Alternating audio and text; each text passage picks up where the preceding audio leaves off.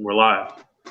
Okay, welcome to the Saga of the Clone Saga, aka the Clone Zone, a podcast presented by the students of S.H.I.E.L.D. We're reading and talking about the entire infamous 1990 saga, the piece of shit that it is.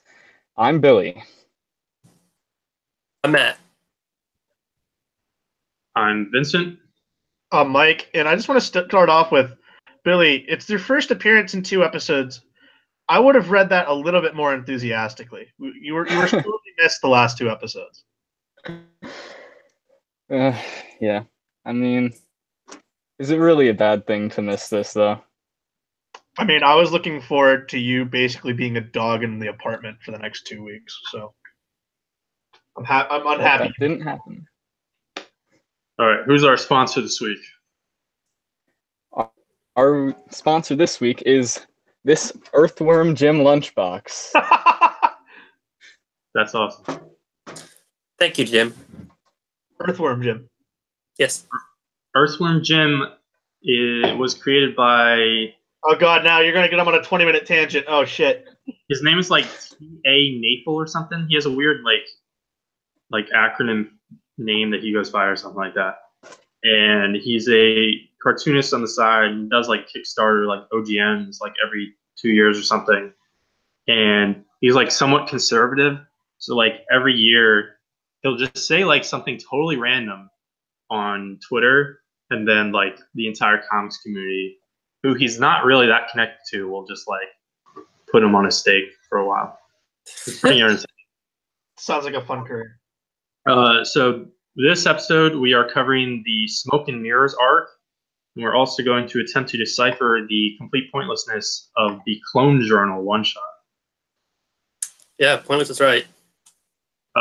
So the Smoke and Mirrors arc, it's 3 issues.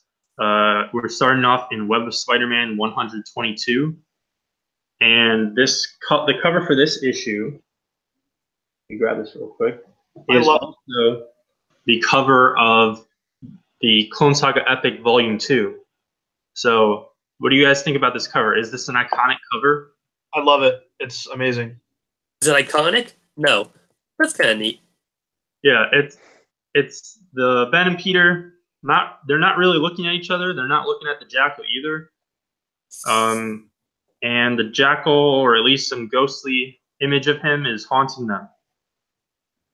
Us too. Yeah. Yeah. So here, the credits on this issue are all over the place. So J.M. DeMatteis is on plot, Todd Zago on script, Stephen Butler on breakdowns, and Randy Emberlin on finishes. So both the writer and the artist are both split in half here, and the guys that are the big names are doing the light work. Yes. So again, we've talked about some of this like credits stuff across this podcast. Not super important, but like I don't know if there's delays or what. I don't know why you can't just have your 4 writers and your 4 artists just doing their jobs, but it is what it is. So right off the bat, Ben, we get more angsty Ben. He hates himself for playing the hero, and I don't understand this because I feel like the last 2 or 3 arcs he's been past this for the most part. Yeah. This felt weird because it felt like we were past this already. Definitely a step backwards, yeah. Yeah, he's totally accepted being a hero at this point. He fully has his own code name, even though he hates it. And I thought he was past this angsty stuff. But also, like, it's mostly just like in the opening of this issue. Like, he's not that angsty for this arc in general. No. Not overly. Whatever. And then we cut back to Peter Parker, who, your wife is gorgeous, man. How can you not compliment her better? All right, yeah. Okay, so MJ, it's one of those classic scenes where MJ, I don't know, she's trying on something because they're going to go out or whatever. Going out to lunch. And she's asking Peter, how do I look? So what do you guys think? How does MJ look dressed up? She looks stunning, as always. I mean, yeah, she looks pretty good. I actually kind of dig the hair put-up look on her. I think it looks good. Yeah. And they point out how she pins her hair up.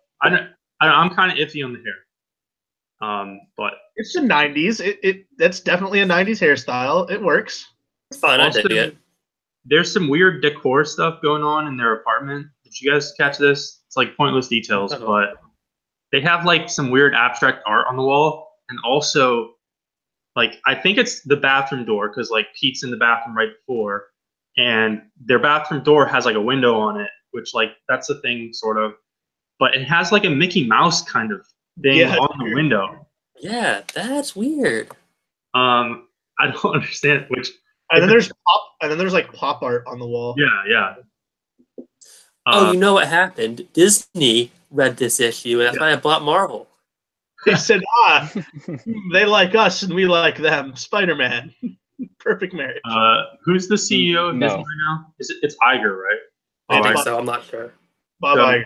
We now know that both Bob Iger and Dan Slott were paying close attention to the nitty-gritty details of the Clone Saga. That's right. I am 100% certain that if they actually read the Clone Saga, they would never have bought Marvel. I mean, at the same time, like to a certain extent, the fact that the Clone Saga exists partially allows Disney to buy Marvel. Not really, but like the Clone Saga has played a major factor in tanking Marvel, having to sell off all their properties. So when they went to make their own movies, they only had the like B tier stuff, quote unquote B tier, like Iron Man, Iron Captain Man. America, and then those did well. So Disney's like, hey, we should buy those guys up. I just want to say we have this low-key dream of getting some guests on this podcast, one of them being Dan Slott.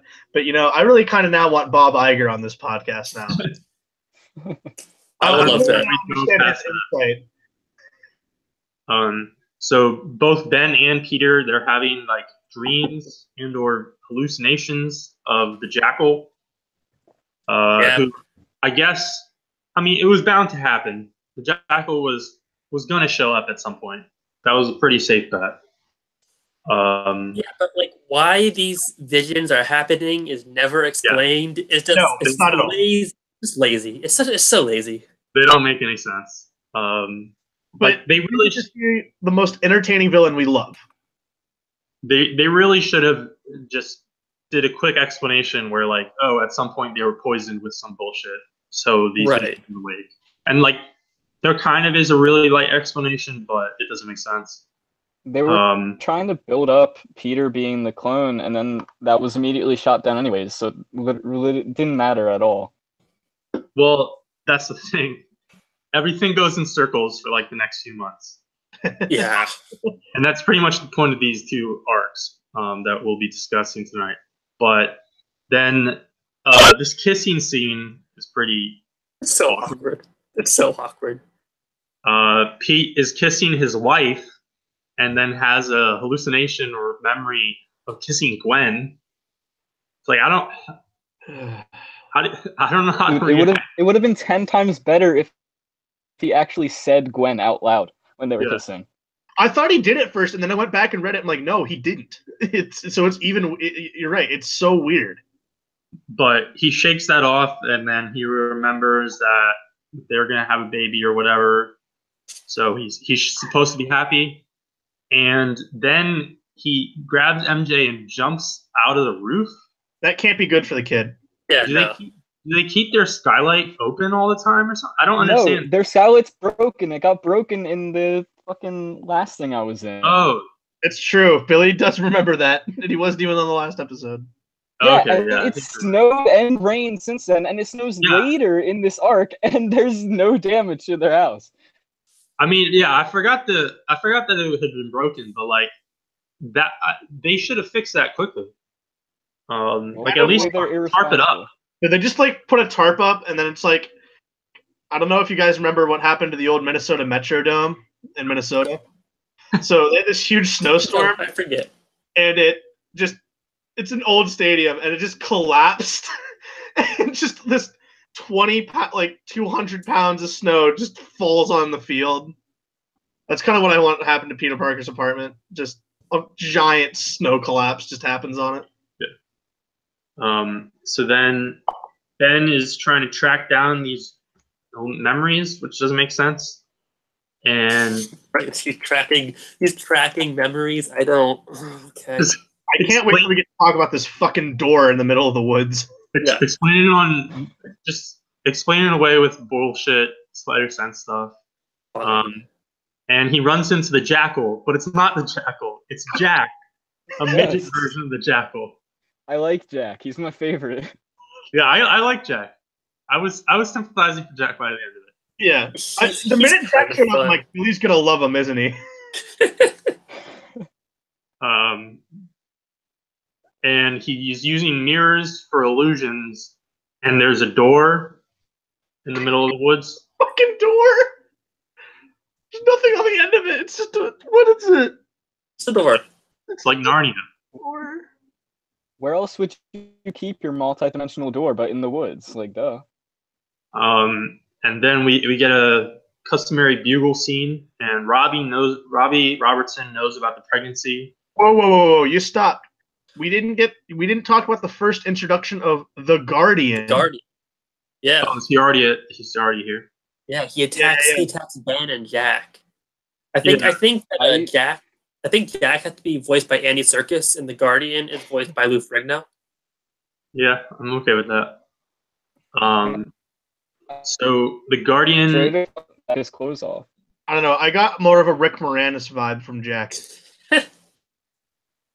The Guardian has to protect the doorway, but Jack set up the doorway, and the Guardian's probably another clone. He is another clone. Yeah. And also there's Billy mentioned how it's snowing in this arc. There's this weird artistic thing where the city is green behind the snow. I don't know. That stood out to me. I don't know where you get the green from. But I actually don't know what you're looking at. I don't know. Hey. It might be a little later, but there's this when there's a cityscape scene and it's snowing, the background behind the snow, there's a green tint. I have a question because we get back to having our obligatory hospital scene. When did she get her breathing tube put in? I don't know. I thought she always had one. I could be wrong. I don't remember. I feel like the breathing tube is new. So yeah, that hospital scene. Aunt Anna tells MJ that May is definitely dying, and it's to make room for the baby in the cosmic balance of things or something. Then May cries while in her coma, and it's just another pointless hospital scene. No, May, she opens her eye and sheds a single tear, and then goes back into the coma. I don't know. That's how comas work. Then jumping over to the Bugle, Robbie knows about the pregnancy, but he doesn't want it passed around too much. Because it's in the early stages. Yeah. I mean, that's it makes sense. Yeah, that's solid advice, solid opinion, whatever. But Robbie points out that Pete has freelancers insurance, which even New York City, crappy newspaper. Well, it's kind of a high tier newspaper, but it's the highest newspaper there in the Marvel universe. Yeah, but it's still kind of a gossip rag. But still, New York City newspaper, 1995. Do freelancers have health insurance? I don't know about that. Oh no. I sincerely I don't think James put anybody under his employee insurance. And then the other question is, did the creators of the Clone Saga have freelancers insurance from Marvel? Probably not. I'm pretty sure. We ask them when we have them on this podcast. So maybe that was maybe DeMatteis wrote that in. He's like, damn, I really wish I had insurance. I'm gonna stick it to Marvel. This is a sinking ship anyway. Maybe on my way out they'll give me insurance. And Pete floats some potential baby names to us. Really solid names. Really solid names. All terribly generic. You don't like Gretchen Parker? No. Yeah, the option for a girl is Gretchen. I mean, Gretchen's better than fucking Mayday.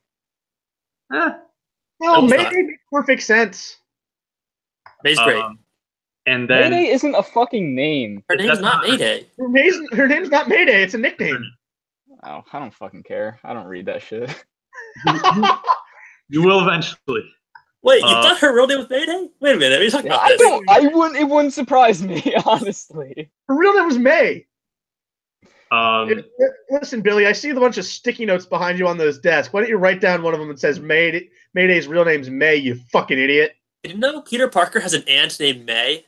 And then he named his daughter after her. Yeah. So then the options for a boy are Hank and Jake. And when he says Jake, we cut to a real quick scene of Detective Jake Raven meeting with Jameson. Yes. And I think there's at least once we haven't mentioned it, but for like the second time already, Kane is stalking people. That's just what he does at this point. He breaks chimneys, he stalks people, and he breaks necks and cashes checks. And Ben gets knocked out. Someone stalking him. Ben gets knocked out by Guardian, right? Yeah. And Pete somehow has a vision of that because they're clone twins. Because they're brothers. Their stomach lights align, and they can phone home together. So he's gonna go help him. And then we move into Amazing Spider-Man. The Scryer? Is he in He's in the first issue. I think, he wasn't. All right, he's taking the beginning of the second issue then. Yeah. So moving into Amazing Spider-Man 399, the Jackal Reborn. So I guess he was cloning himself in addition to Peter and Gwen. Everyone gets a clone, sort of. You learn exactly what he's doing in a bit. And over here, James DeMatteis is writing, and Mark Bagley is the artist, and they're both doing their actual jobs here. It is such a relief to see some decent art. Yeah. We now know that the magical Narnia door is in the Catskill Mountains. Yep. Which was, because I feel like the popularity has gone down, but it was a popular vacation spot for New Yorkers. And the area was a haven for artists, and like Woodstock is up in the Catskills. Yeah. Oh, great. And Jackal's a big fan of Woodstock. Now we get people throw mud and roll around in it for 6 days or whatever. We get our first instance of multiple layer stalking. It is so Yep. Scryer is stalking Kane. The Scryer is like the Undertaker if the Undertaker didn't look cool. Yeah, kind of. That's definitely the vibe he gives off.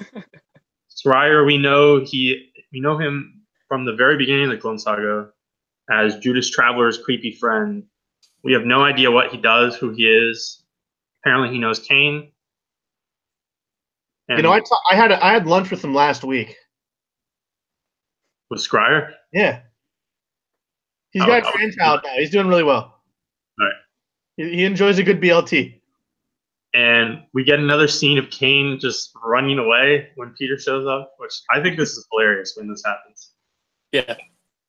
He's like, I can't reveal myself yet.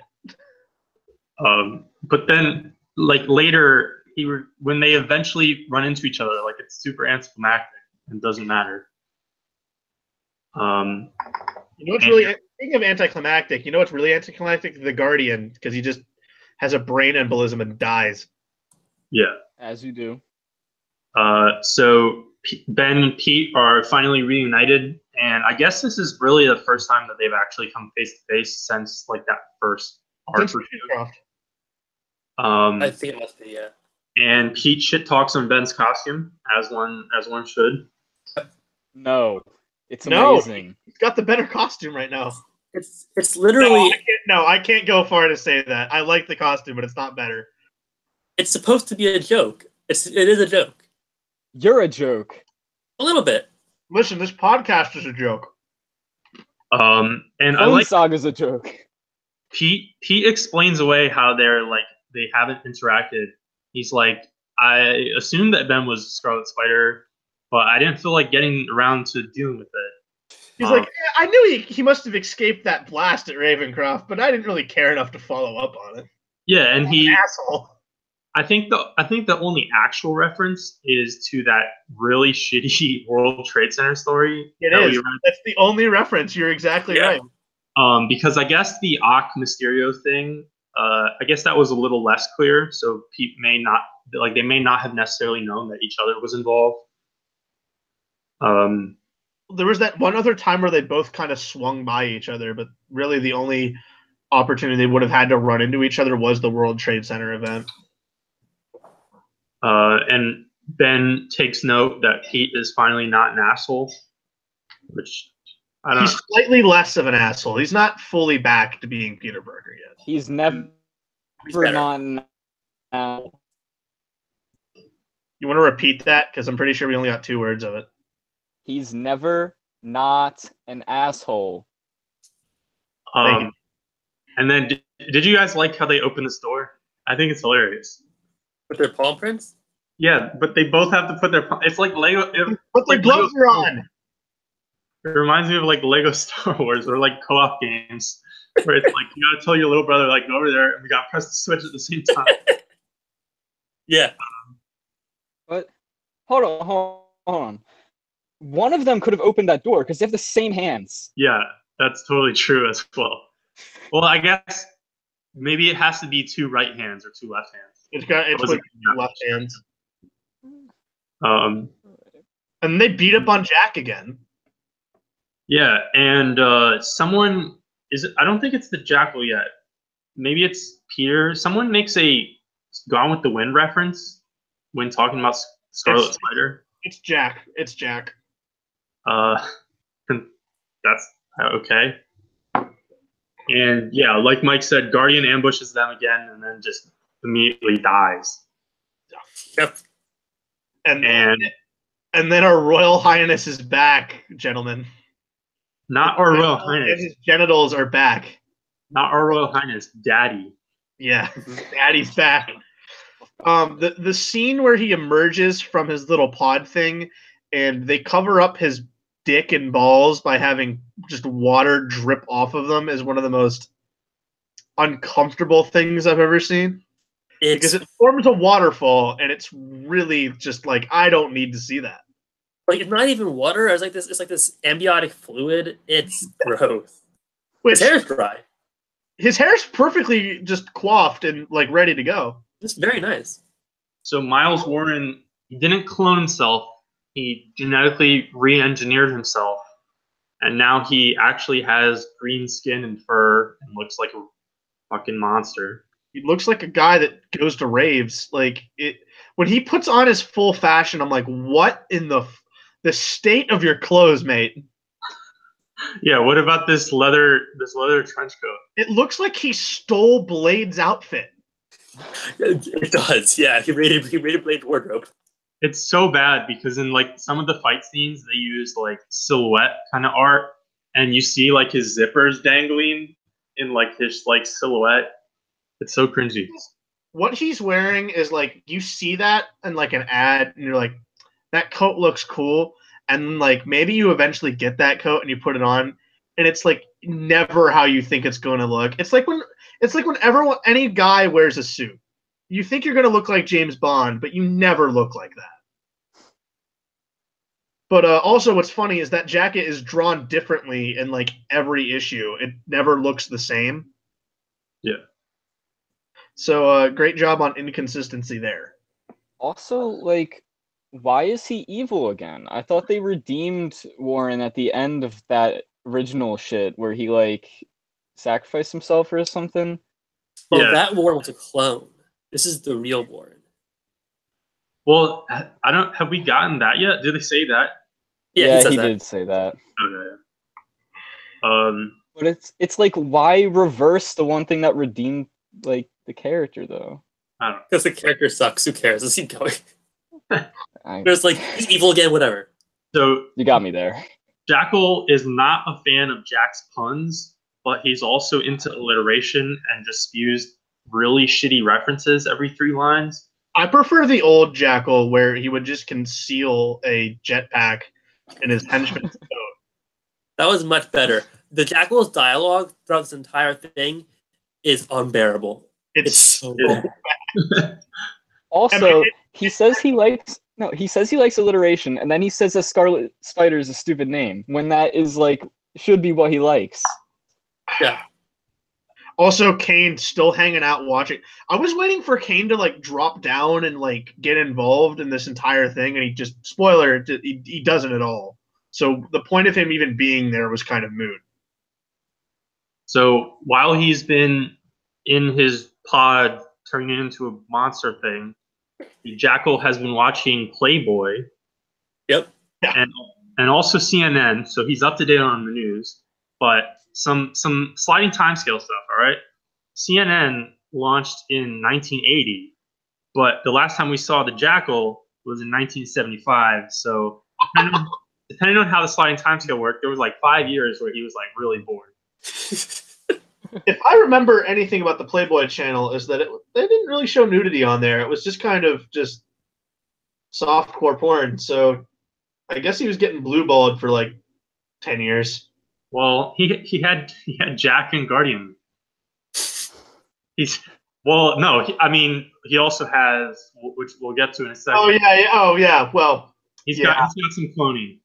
He could have had a lot of fun for all we know. Please stop talking. Because that thought doesn't. It's uncomfortable. Does Peter Parker know Ben Reilly's name? That in that first arc? I don't remember. I don't know. So. I don't think he does. So because he just calls him Scarlet here, and like he's around the Jackal. It's not like he needs to conceal his secret identity. But then like 3 issues later, he's calling it like he knows who Ben is. I don't understand this. I don't think they ever showed us that scene. I don't think so. Maybe he hears Jackal calling him Ben that one time he did it.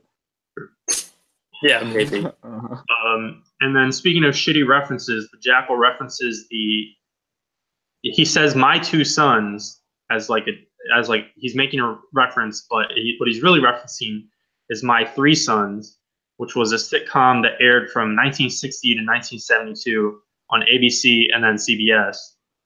And It's Always Sunny in Philadelphia will soon beat My Three Sons for the second place spot for most seasons in a live action sitcom with when it passes the 12th season.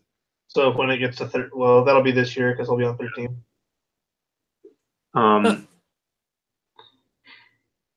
And so that sentence was I knew Vince was talking about the entire time. I agree. So Pete might be a clone too, that's already been teased, but maybe they're both clones. And the Jackal has the body of the real Peter Parker. And then Pete just has a tantrum for no reason. Well, sort of. I mean, it's somewhat understandable. Punches Ben out for some stupid reason. Well, Ben literally just tells him like, chill, like let's maybe hear out like what this madman has to say. And Pete just like, let's get as much information as we possibly can out of him. I agree with that. But it was all goof, and the Jackal opens the wrong pod instead of the real Peter Parker. It's the real Gwen Stacy, and she's naked again. Yeah. So moving into the third part, I hate the cover on this issue. The Jackal doesn't even look the same. What the fuck is that? He looks like a scroll. Yeah, there's some shenanigans going on. But this cover's kind of weak in my opinion. Mm-hmm. And the creative team on this is Howard Mackey and Tom Lyle, which we've been pretty back and forth on Tom Lyle on this podcast so far. A lot of that is because he was not good for him. He's also writing Spider-Man Unlimited, which is total trash. But like, I've also like really cooled on his art as well in these issues. He's probably my least favorite artist right now. These proportions are so bad. Yeah, and Tom Lyle does this thing where like I don't know if you guys noticed, like half of his characters have like 3-foot necks. Yeah. It's really a point where, and it's especially like noticeable in this issue, where he just, I guess, is lazy or just didn't care because he's going with that glare light thing, where he just doesn't draw the webs on Spider-Man's mask. Yeah. So the four people here, minus Jack, they're gonna split off. And Pete's gonna go talk to Gwen, and Ben's gonna go talk to the Jackal, and we get a scene in the hospital with Aunt May talking in her coma again for no reason. Who cares? Moving on. And then we get the retcons. Yeah, Warren didn't die at Shea Stadium because that was a clone, right? Wait, take a drink. Shea Stadium fights referenced. Ben is the real Peter, and Warren went and saved him from the smokestack and implanted memories, though, into him to make him think he's the clone. Yes. The Jackal is like that kid on the playground who just keeps adding to like reason. Like if you're playing tag or something, it's like, no, you can't tag me. I got a force field. Like, well, I have this. Like he just keeps trying to one up you, and just is an asshole. Yeah. And then let's keep retconning stuff. That whole high evolutionary thing, Pete brings that up. I was surprised that got brought up. That was a deep cut. Those spectacular issues where Jerry Conway tried to close his own loop. Yeah. And so, I mean, the Jackal makes a somewhat like valid point though. Like, why does the high evolutionary care? I mean, it sort of makes sense why he would care, but like, what would benefit the high evolutionary by telling Peter that all this was bullshit? I'm glad they got retconned. That whole story's dumb. Yeah, it's dumb, but I don't know what's going on. Like, what happened to Joyce Delaney now? She was murdered. But I think she might come back. I'm not sure. And I was very happy that Peter Parker did not kiss Gwen Stacy here. I was kind of expecting that. And then she melted. Yeah, right as he realizes that he doesn't really care that the real Gwen is back because, you know, he's totally settled. He's married. He has a kid on the way. Even if she's real, it doesn't affect him that much. Like, oh, maybe I like that. Like, I like that. Awkward third wheel or whatever. And then she just melts in front of him. Yeah, it's like, it's gross. It might be the best part of everything we've read tonight. Not this particularly good, but I don't know. I think it's effective. I think it does what it's going for. Yeah, it's shocking. It's shocking and it's gross. I love it. We get a roll credits line where someone says "smoke and mirrors, smoke and mirrors." And at the end of this story, the conclusion is that they're both clones. So like that entire conversation was pointless, and mostly this entire arc. Entire issue. Yeah, the entire arc. Because there's one pod left. Yeah, and there's another plot, and we'll get to that in the next episode. But now let's take a detour to the Clone Journal. Who cares? So how much did you guys bother to read any of this? I didn't. I saw what was happening and just skimmed through it. Yeah, it's terrible. Yeah, it's a recap. It's we get a new shot of naked Gwen though. Yeah, there's like basically it's a one shot retelling. Gwen is so uncomfortable because she's possibly like underage. They were in college. She's probably like 19, 20. So it retells Ben's life up to this point from his perspective, and it's like literally like 90% of the pages are actually copy and pasted from the original sources. It's not even like someone redrawn. Like I didn't have to read all this other shit, Vince. There are maybe 4 to 5 original pages. There was one when Ben like creeps on Aunt May's house, like way back when he first came back to New York. In this, it shows like Pete almost catching him, like as Spider-Man. I don't really remember that part. It doesn't matter. But I don't remember that originally happening. There's a splash page of Ben, as one of the original pages, like that classic shot that they use all the time of like he's in the middle of a web and all his villains are feasting on him. Yeah. And it includes like 4 characters that are dead, but whatever. Funny is Gwen's dress is the wrong color in the flashbacks. This issue just came out and they couldn't get the dress color right. Yeah, and the art on all of the original pages is pretty terrible. That's awesome. But, like, I don't even think any of them are the same artist because there's like, since a lot of it is copy and pasted, there are like 20 artists listed in the credits. Venom looks particularly terrible in like one of those splash pages, and what's funny is they try to do the same splash page that cover is where Ben's fighting Venom, and I don't know why they just didn't use the cover of Ben fighting Venom. Like, why'd you have to have someone redraw it? So that's literally all that happens in the Clone Journal. I think what's interesting about the Clone Journal more than the content itself is that someone at Marvel went, "Hey, this story is too confusing. We need to put out a one-shot to explain what's happened." And we're not even halfway through yet. I think that was smart that they did that though. If you're joining late to the party and there's 4 Spider-Man books, it's a hassle to try to track down issues. Oh, for sure. But I mean, it's only going to get worse. Yeah. Oh yeah. So that's pretty much the Clone Journal and Smoke and Mirrors. That's that episode. Anyone have any final thoughts on this stuff? On Smoke and Mirrors, it was entertaining, I guess. It's fun to see Ben and Peter teaming up again. It's always great to see the Jackal again, depending on if he's stupid or not. I think we get the most entertainment value so far out of the Jackal just because he's so weird and out there. But what comes next is just fucking terrible.